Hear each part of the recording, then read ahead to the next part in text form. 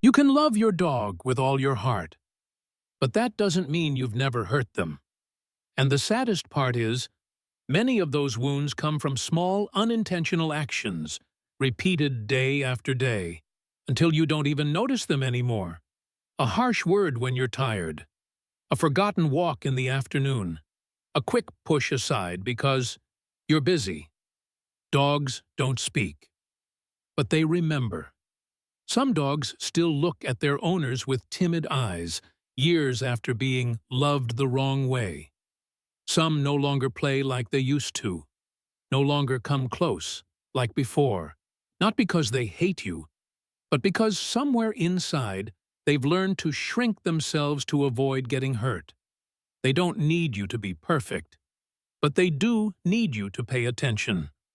In this video, I'll share 13 seemingly small mistakes that can leave lasting emotional scars on your dog if left uncorrected. And I truly believe that if you're watching this, your heart is big enough to start again, before it's too late.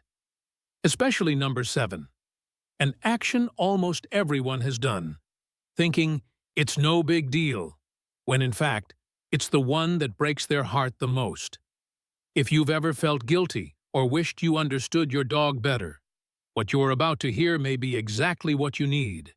And if you don't want to miss another emotional reminder about how to love your dog the right way, hit subscribe and stay with me.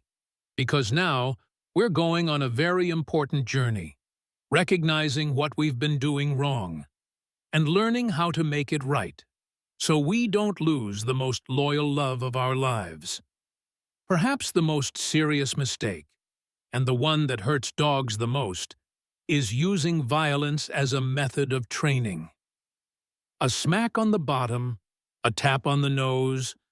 You think it's for discipline, but for your dog, it becomes a painful memory that's hard to forget. They don't understand that you're correcting them. All they know is the hand that once comforted them now causes pain. And the saddest part?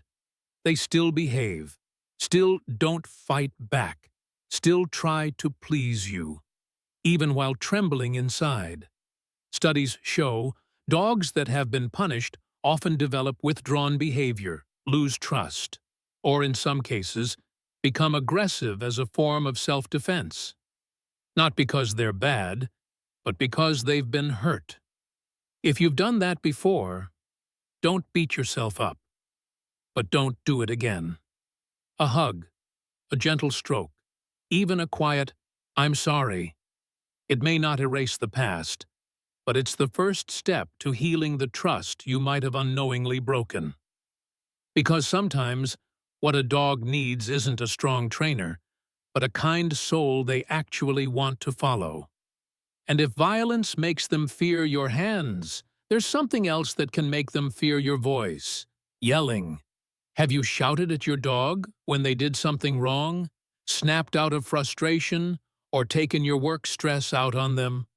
Dogs don't understand your language, but they do understand every emotional beat in your voice. A raised tone, just a reflex for you, becomes an emotional storm that weighs heavily on their little hearts. Imagine living with someone who always yells. Would you feel safe? Dogs don't either. They start avoiding you, shrinking away. And sadly, you'll stop hearing their voice. Because they've chosen silence not to disturb you. Lower your voice a bit. Speak more slowly. Pause when you feel frustration rising. These small changes not only make your dog less afraid, they make you more trustworthy in their eyes. Because trust isn't built on volume. It's built in quiet moments, gentle enough for hearts to open. Even if you don't hit or yell, there's something more quietly damaging. Neglect. How many times have you come home late and walked past them without a glance? How many weekends have gone by without a walk? How many meals have you rushed through while ignoring those hopeful eyes under the table? Dogs don't need grand gestures. They just need you, enough to know they're not forgotten. Dogs left alone too often often show signs of mild depression, anxiety, or destructive behavior, not because they're naughty, but because they want to be noticed. They chew shoes, scratch doors, mess things up, not to upset you, but to get your attention. Remember, you are their whole world, while they're just a small part of your busy schedule. A single glance when you walk in, a soft, "sorry for the wait," or a few minutes of play before bed, could change their entire lonely day. And when your dog starts behaving differently, not eating, looking sad, lying quietly with no reaction, don't dismiss it as being difficult. They may be suffering, physically or emotionally, in ways you haven't yet seen.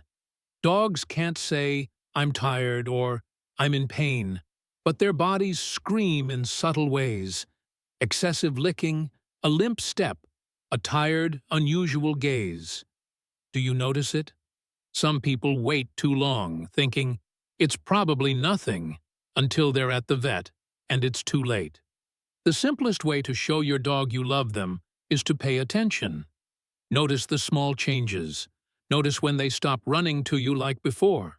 And take them to the vet, not because you're afraid, but because you care. Because nothing's more heartbreaking than realizing your most loyal companion has been suffering in silence, just so you wouldn't worry. There's a pain that doesn't come from silence or neglect, but from force. When you push your dog into situations they don't want. Have you ever pulled your dog out of hiding during fireworks? Forced them to interact with a stranger even though they looked terrified? Dragged them through a noisy crowd despite their trembling legs? Dogs don't resist like humans. When they're scared, they don't scream. They shrink, hide, or emotionally shut down. And if it happens too often, they may start fearing even you, the one holding the leash. A dog's trust is more fragile than you think. Just one time being pushed into terror can leave a lasting emotional imprint. Learn to step back, give them options, give them time to breathe, to take baby steps into safer spaces. Because love isn't pulling them fast, it's waiting with them, slow and steady. And sometimes, what scares dogs isn't the environment, but you. Some people train dogs by glaring, growling, intimidating. They think it shows dominance. In reality, they become the very thing their dog fears. Dogs don't need an alpha. They need a guide, someone clear enough to follow, but gentle enough to listen when they get it wrong. Training through dominance without softness only leads to shutdown or rebellion. Some dogs will avoid you, others may growl, not because they're defiant, but because they're confused why the one they love feels so unsafe. Being a dog parent is a privilege, and that privilege doesn't come from giving orders, but from earning the trust of a being that follows you, with nothing but love in their silent heart. But there's another kind of wound, quiet, persistent, that comes when you don't recognize the signals your dog is trying to send. Dogs don't speak, but they always communicate, with their eyes, tails, posture, breathing. A turned head, a tucked tail, repeated lip licking, all whisper, "I'm not okay." The problem is, too many people miss these signs. Not because they don't care, but because they haven't learned how to see them. And just like someone who's constantly ignored, dogs eventually stop trying. They go quiet, stop signaling, stop asking. They accept that their feelings aren't seen. And that's when the bond begins to quietly break. You don't need to learn dog language. Just pause a few seconds each day. Look a little deeper, and you'll see what their heart has been trying to say all along.